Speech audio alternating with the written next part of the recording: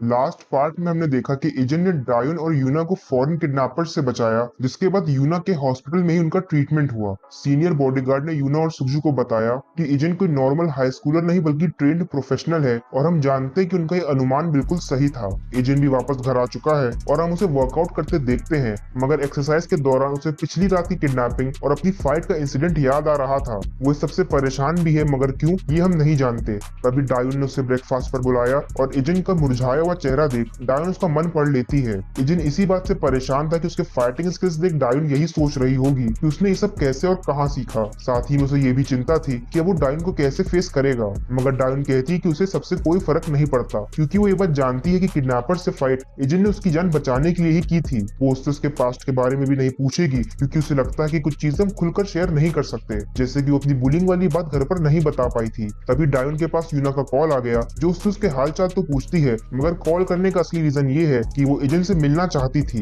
Agent यूना से मिलने पहुंच गया और उसने अचानक ऐसे बुलाने का रीजन पूछा। यूना सबसे पहले तो उसे माफी मांगती है, क्योंकि उसकी वजह से डायोन इस सब में फंस गई थी। जिसके बाद वो उसे बचाने के लिए एजेंट का शुक्रिया भी करती है। एजेंट ने कहा कि वो डायोन को बचाने वहां गया था, यूना को नहीं, मगर यूना कहती है कि सच तो ये है कि उसे भी एजेंट ने बचाया था और इसीलिए वो अब से उसे इन्वेस्टिगेट नहीं करेगी। ये सुनकर एजेंट से घूरने लगा, मगर वो अपनी सफाई में कहती है कि जब उसके सारे डॉक्यूमेंट्स फर्जी हैं, उनका शक करना लाजमी था। यूना पर पहले भी कई अटैक्स हो चुके हैं और इसीलिए वो स्कूल में एजेंट की प्रेजेंस को इग्नोर नहीं कर सकते थे। उन्हें उसके डॉक्यूमेंट्स फेक करने का रीजन तो पता नहीं चला, मगर अब वो इन्वेस्टिगेशन कंटिन्यू नहीं करेंगे। असल में जब एजेंट डायोन को बचाने पहुंचा तो यूना को विश्वास हो गया कि डायोन को एजेंट से कोई खतरा नहीं है। एजेंट सब में इंटरेस्टेड नहीं था तो वो वहां से जाने लगा, मगर यूना कहती है कि उसके ग्रैंडपा SW ग्रुप के CEO उससे मिलकर उसका धन्यवाद करना चाहते हैं, लेकिन एजेंट ये कहते हुए वहां से चला गया। ये सबकी कोई जरूरत नहीं है। एजेंट घर वापस जा रहा था कि तभी उसे चीफ का सेक्रेटरी घायल अवस्था में दिखा, जो उससे कहता है कि ये सब उसकी वजह से हुआ है और उसका बॉस खतरे में है। डैडी किम के इंसिडेंट के बाद चीफ की हालत पहले से ही खराब थी, लेकिन एजेंट को किडनैपर्स के बारे में बताकर चीफ ने राइवल गैंग से भी पंगा ले लिया था। इधर चीफ भी घायल है, क्योंकि वो अकेले ही अपने राइवल गोसियोंग की गैंग का सामना कर रहा था। ये लोग अच्छा मौका देखकर चीफ से बदला लेने आए हैं, क्योंकि इस समय चीफ की गैंग के मेंबर्स वेकेशन पर हैं।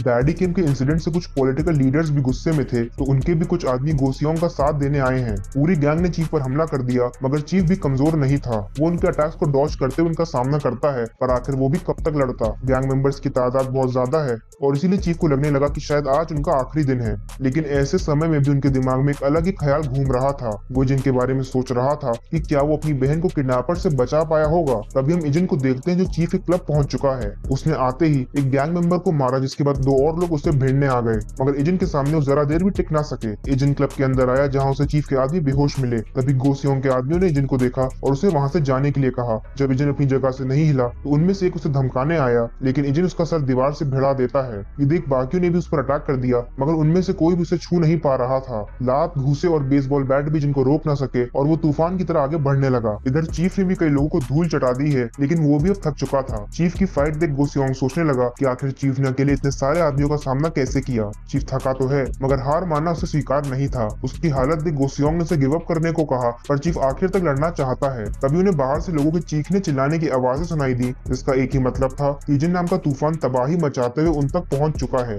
उसे वहां देख चीफ चौंक गया और उसने पूछा कि वो यहाँ क्यों आया, जिसके जवाब में एजेंट कहता है कि वो बस उसकी मोटरसाइकिल लौटाने आया है। ये देख कि चीफ और एजेंट पहले से एक दूसरे को जानते हैं। गैंग लीडर एजेंट को भी निपटाने के ऑर्डर्स देता है। इधर चीफ ने उसे चेतावनी दी कि उसकी गैंग के लिए यही बेस्ट है कि उस लड़के से ना उलझे, मगर लीडर कहता है कि अब जब ये लड़का यहाँ आ चुका है तो वो उसे जाने नहीं दे सकते। चीफ ने कहा कि उनका भ्रम है, क्योंकि असल में तो वो लड़का उन्हें यहाँ से जाने नहीं देगा। तभी एजेंट अपने काम पर लग गया और उसने गैंग मेंबर्स पर लात घूसों की बारिश कर दी। सब ये देख हैरान है और उन्हें अपनी आंखों पर विश्वास नहीं हो रहा था, मगर दूसरी तरफ चीफ को बड़ा मजा आ रहा था। वो कहता है कि गैंग लीडर ने एजेंट पर अटैक कर अपनी जिंदगी की सबसे बड़ी गलती की है, क्योंकि वो जो अंडरवर्ल्ड का डॉन है खुद भी एजेंट को हैंडल नहीं कर सकता था। ये कहते ही चीफ ने भी फाइट ज्वाइन कर ली और अब सिचुएशन बदल चुकी थी। थोड़ी ही देर में पूरी गैंग का सफाया हो गया और चीफ सोचने लगा कि एजेंट किसी मॉन्स्टर से कम नहीं है। एजेंट बस उससे इतना ही कहता है कि उसने उसका कर्ज चुकाया है, मतलब वो यहाँ बस इसीलिए आया था क्योंकि चीफ ने डायोन को बचाने में उसकी हेल्प की थी। चीफ ने उससे उसकी बहन के बारे में पूछा, जिस पर एजेंट उसका धन्यवाद करता है, क्योंकि उसकी वजह से ही वो वक्त रहते अपनी बहन के पास पहुंच पाया था।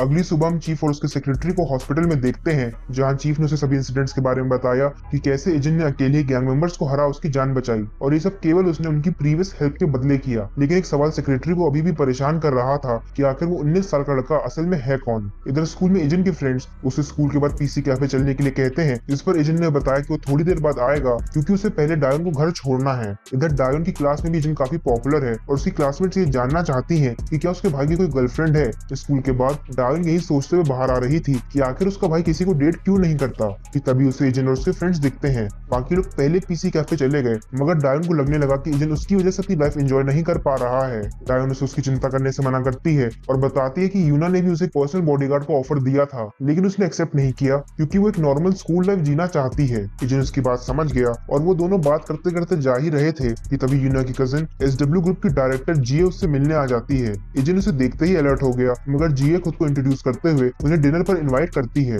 यूना को बचाने के लिए उसने एजेंट का शुक्रिया भी किया पर एजेंट उसे साफ शब्दों में समझा देता है कि यूना और उनकी पहले ही बात हो चुकी है तो उन्हें अब और कुछ भी करने की जरूरत नहीं है। ये सुनते ही जीए के होश उड़ गए और इससे पहले कि वो बात आगे बढ़ा पाती एजेंट उसे इग्नोर करते हुए कहता है कि वो इस समय बिल्कुल भी इंटरेस्टेड नहीं है। एजेंट और डायन वहां से चले गए मगर जीए को एजेंट का ये बिहेवियर पसंद नहीं आया और वो ठान लेती है कि वो इतनी आसानी से उसका पीछा नहीं छोड़ेगी। इधर पीसी कैफे में एजेंट के फ्रेंड्स गेम्स खेलने में बिजी हैं। पार्क वॉशरूम जाने के लिए उठा मगर रास्ते में वो किसी दूसरे स्कूल के लड़के से टकरा जाता है। वो तुरंत माफी मांगने लगा मगर दूसरा व्यक्ति उसे कमजोर समझ उस पर रौब जमाने लगता है। एक मामूली सी टक्कर को ये बंदा अट्रैक्ट समझता है लेकिन इससे पहले कि वो अपनी ताकत आजमा पाता ली वहां पहुंच जाता है। वो पार्क को डिफेंड करते हुए अग्रेसिवली उस बंदे से कहता है कि अगर बात का बतंगड़ ना बनाया जाए तो ही बेहतर है क्योंकि वो लोग पिटने वालों में से नहीं है। ली की बातों से डरकर वो बंदा चुपचाप वहां से चला गया मगर पार्क ने सपने में भी नहीं सोचा था कि ली उसकी हेल्प करेगा।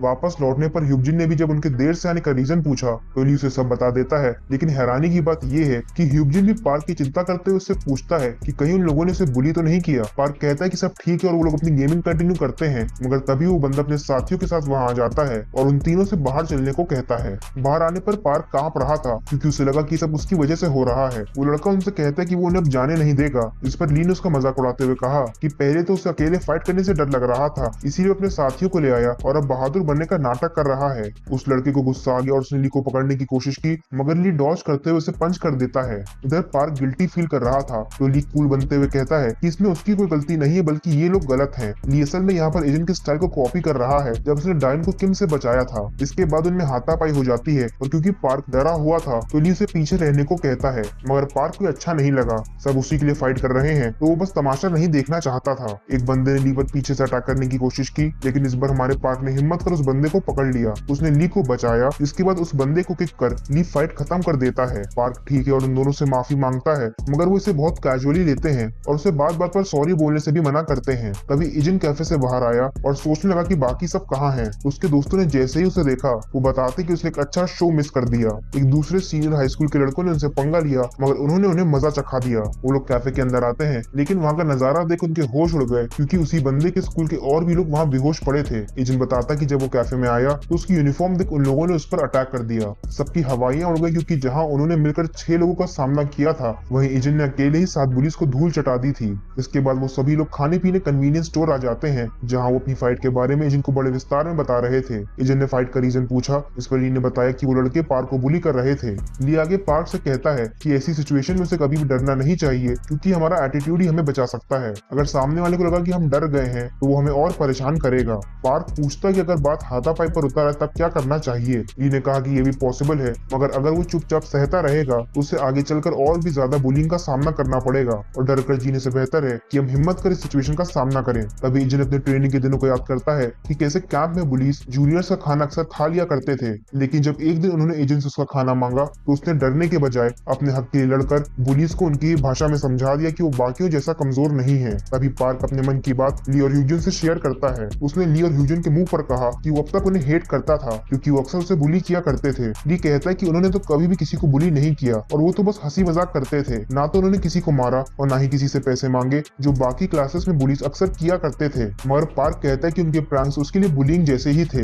ली और ह्यूजन ने ऐसा पहली बार सुना है क्योंकि उन्हें हमेशा यही लगता था कि उनके छोटे मोटे प्रैंक से किसी को कोई नुकसान नहीं पहुंच रहा है तो इसका मतलब है कि वो कुछ गलत नहीं कर रहे हैं। लेकिन पार्क उन्हें बताता है कि इतने दिनों तक साथ में हैंग आउट करने के बाद उसने रियलाइज किया कि वो लोग दिल के बुरे नहीं हैं। उन्हें बस इस बात का पता ही नहीं चलता कि कब उनका मजाक लोगों को तकलीफ पहुंचाने लगता है। मगर उनकी दोस्ती की अच्छी बात यह है कि वो दोनों भी पार्क की कंडीशन को समझते हैं और अपने किए के लिए तुरंत उसे माफी मांगते हैं। वहीं दूसरी तरफ डायरेक्टर जीए के ऑफिस में यूना बवंडर की तरह आ जाती है। वो बहुत गुस्से में है क्योंकि जीए एजेंट के बारे में इन्वेस्टिगेट कर रही थी। जीए यूना से कहती है कि उसने भी तो पहले ऐसे ही किया था लेकिन यूना उससे ये सब तुरंत रोकने के लिए कहती है। जीए ने कहा कि उनकी बिजनेस में आम बात है, सिर्फ सिर्फ इसीलिए कि एजेंट ने यूना को बचाया है, हम उस पर आंख बंद कर विश्वास नहीं कर सकते। यूना की क्लास में एक ऐसा बंदा है जिसके डॉक्यूमेंट्स फेक हैं और जिसका पूरा पास्ट एक झूठ पर आधारित है। ये सब जानने के बाद भी उसे इन्वेस्टिगेट ना करना एक बेवकूफी होगी। जी आगे यूना से कहती है कि वो बिल्कुल सही समय पर आई है क्योंकि एजेंट की इन्फॉर्मेशन के रिगार्डिंग कॉल किसी भी वक्त आती ही होगी। जी का पर्सनल बॉडीगार्ड बताता है कि इन्फॉर्मेशन निकलवाना आसान नहीं था, लेकिन उन्होंने कुछ हाई ऑफिशियल से बातचीत की है। तभी फोन बजा और जी फोन को स्पीकर पर लगा देती है ताकि सभी लोग एजेंट की असलियत जान पाए। हायर ऑफिशियल कॉल पर बताता है कि उन्हें पता चला कि एसडब्ल्यू ग्रुप इस लड़के के बारे में पहले भी कई सोर्सेज से इन्फॉर्मेशन निकलवाने की कोशिश कर चुका है। वो बताता है कि उसके सीनियर्स के यही ऑर्डर्स हैं, इसी मूवमेंट से एजेंट को इन्वेस्टिगेट करना बंद कर दे और साथ ही में वो भी कोई इन्फॉर्मेशन शेयर नहीं कर सकते हैं। रूम में मौजूद सभी लोगों के होश उड़ गए और जीए इस सबसे गुस्साने लगी,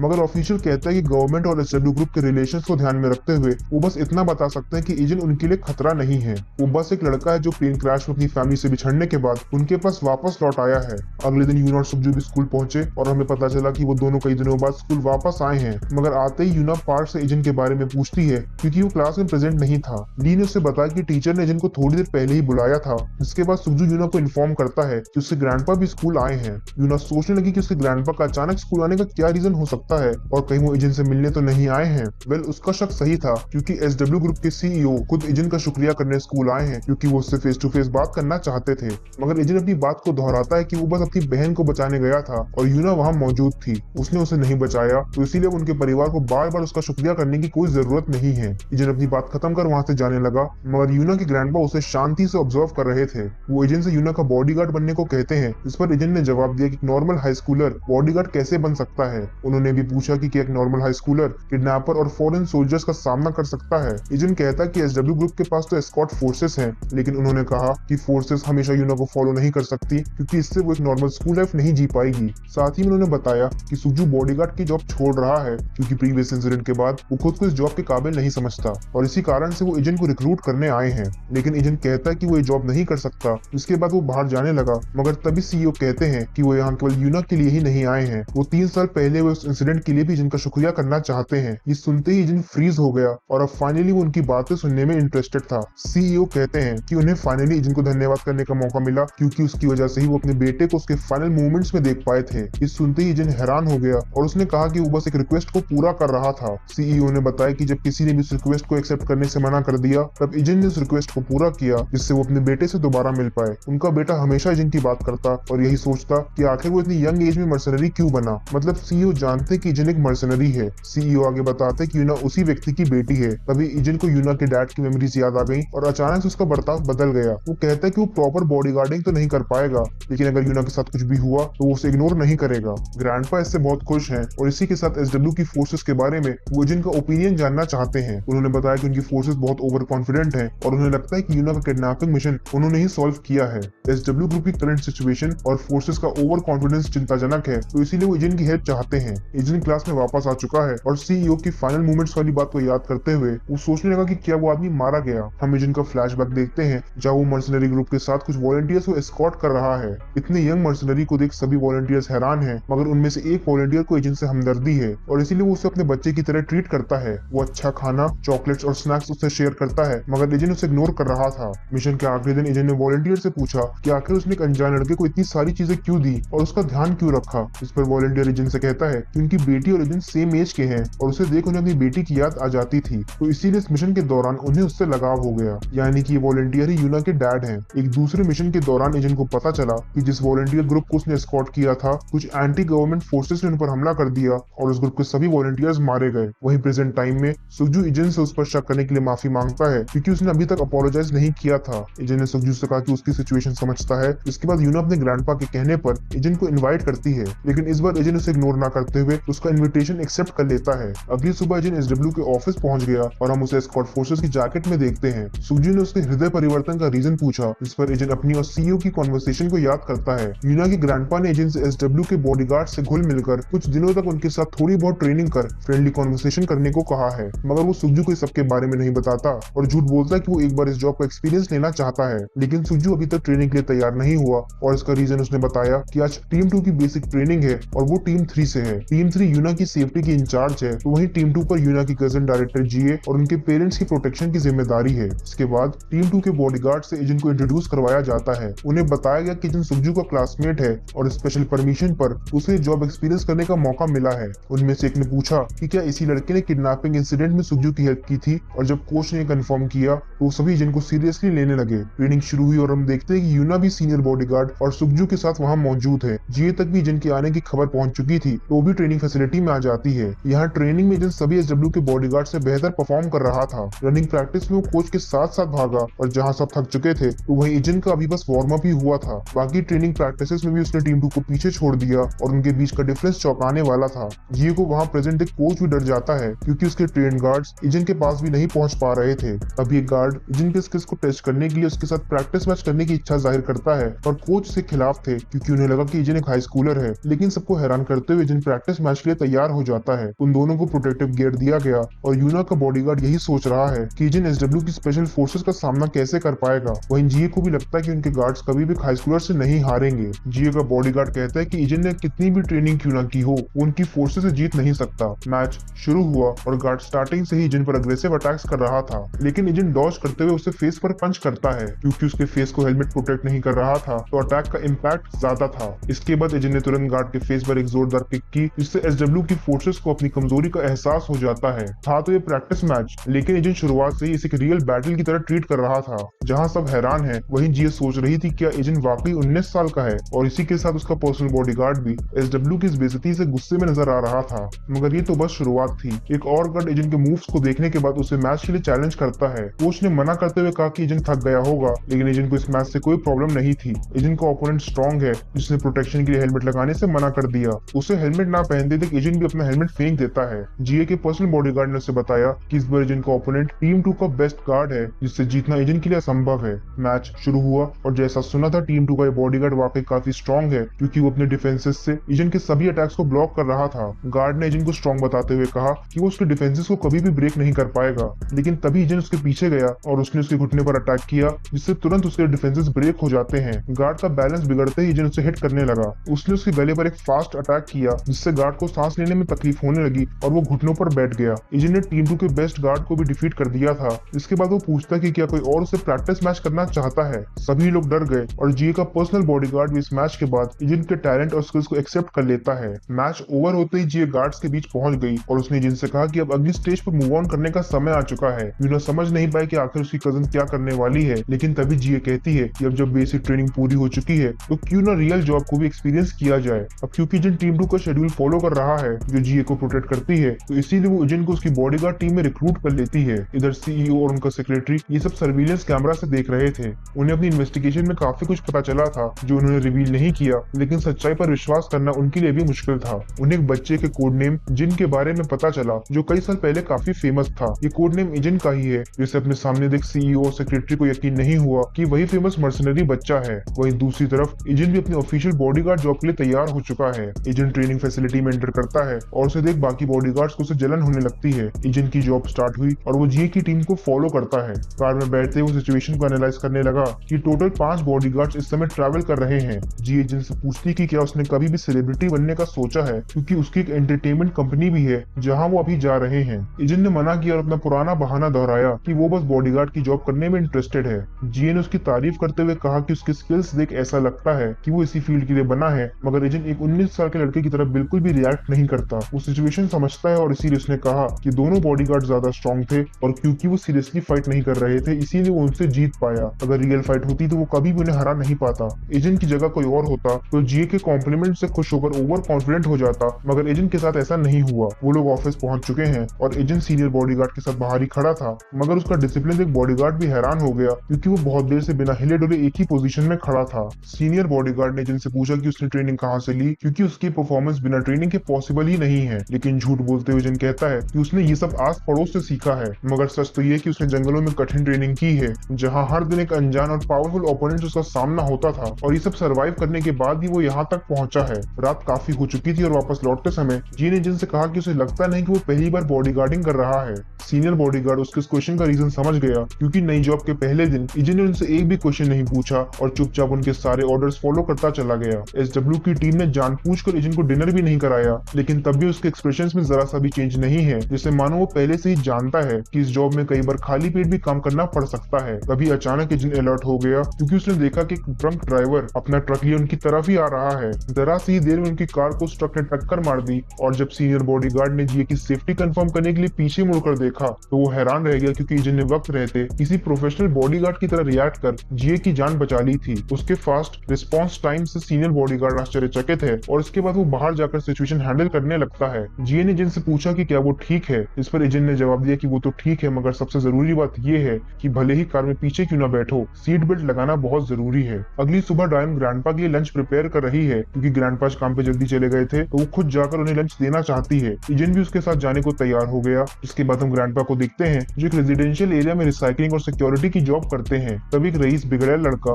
बीच रास्ते में अपनी लग्जरी कार पार्क कर वहाँ कूड़ा फेंकने आता है, लेकिन उसने डस्टबिन में कूड़ा न डालते हुए बाहर ही फेंक दिया, जिसे ग्रैंडपा उठाकर डस्टबिन में डाल देते हैं। तभी उस लड़के की गर्लफ्रेंड ने उसे और कूड़ा फेंकने को दिया, जिसे भी वो बाहर ही फेंक चला जाता है। ग्रैंडपा बिना कुछ कहे उसे भी उठाने लगे और तभी इजिन और डायोन भी वहाँ आ जाते हैं, मगर वो सिचुएशन से अनजान थे। वो ग्रैंडपा को लंच देने आए हैं, लेकिन उन्हें अकेले काम करते देख डायोन भी उनका हाथ बटाने लगती है। ग्रैंडपा ने मना किया, लेकिन डायोन मानने वाली कहाँ थी और उसके साथ एजेंट भी उनकी हेल्प करने लग जाता है। इसी एरिया में चीफ का घर भी है और अपने घर से बाहर निकलते ही वो एजेंट को नोटिस करता है। उसके सेक्रेटरी ने बताया कि वो बूढ़ा आदमी उसके ग्रैंडपा है और चीफ समझ गया कि वो लड़की उसकी बहन है। एजेंट को अपने परिवार के साथ इतना खुश देख चीफ को भी अच्छा लगा, क्योंकि उसने पहली बार एजेंट का मुस्कुराता चेहरा देखा था। रात में ग्रैंडपा घर लौट रहे थे कि तभी उन्हें वो बिगड़े लड़का दिखा जिसने अपनी गाड़ी गलत जगह पार्क की थी। वो उसे बड़े प्यार से गाड़ी हटाने को कहते हैं, मगर वो उनसे बदतमीजी से बात करता है। उसने कहा कि वो जहाँ चाहे अपनी गाड़ी पार्क कर सकता है। जिसके बाद उसकी गर्लफ्रेंड ग्रैंडपा से पूछती है कि क्या उनसे बहस कर वो अपनी नौकरी गंवाना चाहते हैं। ग्रैंडपा ने दोबारा रिक्वेस्ट की, मगर वो लड़का उन पर भड़क गया। वो उन्हें भला बुरा सुना रहा था कि तभी चीफ का सेक्रेटरी वहाँ आ गया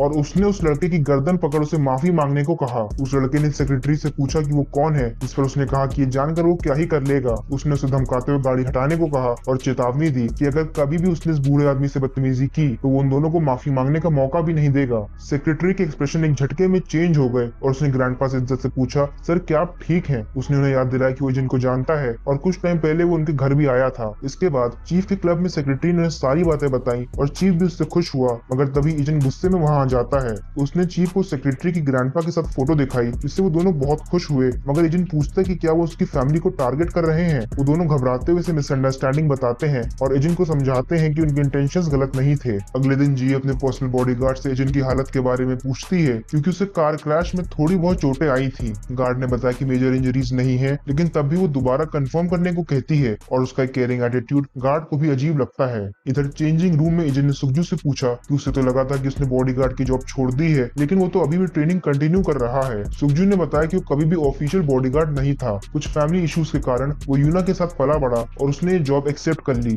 आसपास के लोगों ने कहा कि उसमें टैलेंट है, तो इसीलिए वो इस काम को करता चला गया, लेकिन उसकी गलती की वजह से यूना किडनैप हो गई थी। इससे पहले अमेरिका में उसने यूना को किडनैपर से बचाया था। जिसके बाद वो ओवर कॉन्फिडेंट हो गया, मगर उसे रियलाइज हुआ कि वो गलत था। सुखजू ने जिन से उसके स्किल्स और ट्रेनिंग के बारे में पूछा, क्योंकि साफ पता चलता है कि जिन ने प्रोफेशनल ट्रेनिंग ली है। एजेंट ने उसे भी अपना सेम बहाना बताया कि उसने सब आस पड़ोस से सीखा है, और ये सुन सुखजू सोचने लगा कि झूठ बोलने से बेहतर तो वो ये कह देता कि वो बताना नहीं चाहता। चेंजिंग रूम के बाहर उन्हें यूना मिली, जो एजेंट को डिनर पर इनवाइट करती है। वो जानती है कि एजेंट किसी एक्सपेंसिव जगह पर नहीं जाएगा, तो इसीलिए वो उसके घर के पास वाले कन्वीनियंस स्टोर पर रामन खाने आ जाते हैं। लेकिन यूना को देख एजेंट को उसके डैड की याद आ रही थी। हम फ्लैशबैक में यूना के डैड को घायल अवस्था में देखते हैं, जो एजेंट से उन्हें वहीं छोड़कर जाने को कह रहे हैं, क्योंकि वो जानते हैं उनका बचना नामुमकिन है। वो बस आखिरी बार अपनी बेटी का चेहरा देखना चाहते हैं, लेकिन तभी एजेंट उन्हें मोटिवेट करते हुए कहता है कि वो अगले ही पल नहीं मर जाएंगे और पछतावे से बेहतर है कि वो हिम्मत करें और अपनी बेटी से जाकर मिल लें। एक आखिरी बार अपनी बेटी का चेहरा देखना ही उनकी अंतिम इच्छा है।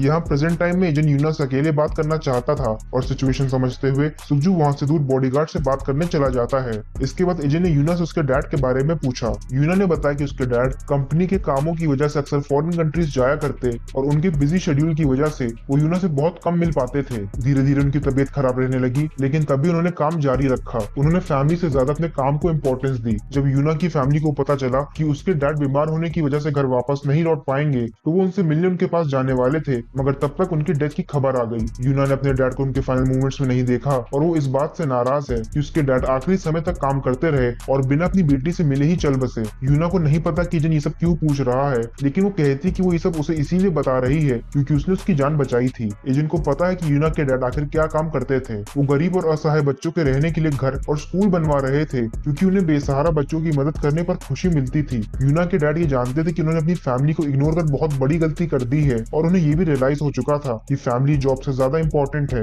एजेंट ने यूना से कहा कि उसके डैड आखिर तक इसीलिए काम कर रहे थे क्योंकि वो चाहते थे कि जब भी उनकी बेटी उनसे मिले तो उसे उन पर गर्व हो। यूना को कुछ भी समझ नहीं आया, जिसके बाद एजेंट कहता है कि वो उसे उसके डैड की अंतिम इच्छा के बारे में बताएगा। यूना के डैड मरने से पहले उसका चेहरा देखना चाहते थे, लेकिन ऐसा ना कर पाने के कारण वो दुखी थे। यूना के डैड ने अपने लास्ट मोमेंट्स में एजेंट को उनकी आखिरी इच्छा यूना को बताने की जिम्मेदारी सौंपी थी और यूना इस बात से हैरान है कि एजेंट उसके डैड की मृत्यु से पहले उनसे मिला था। एजेंट ने कहा कि वो बस इतना ही बता सकता है और ये सब जानकर यूना की आंखें भर आती हैं। लेकिन एजेंट को रियलाइज हुआ कि उस समय तो वो यूना की डैड की रिक्वेस्ट का मतलब समझ नहीं पाया, लेकिन आज उसे इसका असली मतलब समझ आ गया था। ये उनकी पर्सनल रिक्वेस्ट नहीं थी, क्योंकि वो इस रिक्वेस्ट के थ्रू एजेंट का भला करना चाहते थे। वो एजेंट को उस बैटलफील्ड वाली जिंदगी से दूर करना चाहते थे